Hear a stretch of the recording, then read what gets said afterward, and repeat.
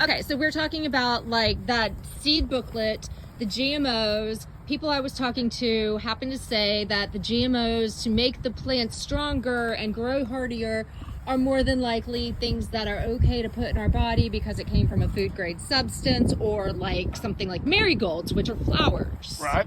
That's not true at all. So DDT is a poison to kill caterpillars.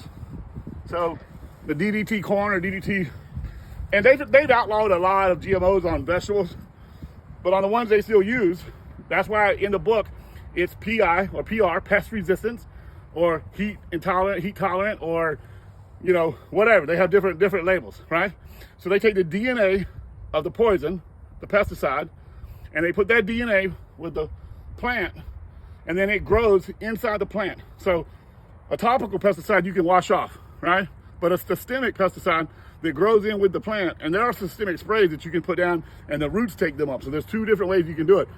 They can either inject it into the plant through DNA gene sequence, and I'm not a scientist, so I don't know how that works. I just know that's the process. And then it's with the plant. So the bug comes up, it eats it, it can't reproduce, and it kills the bug. So therefore, it does away with it. But it's with the crop the whole time. So you're microdosing yourself every time you eat it. If you eat it every day or every other day or whatever. Is there a way we can test that? Is there?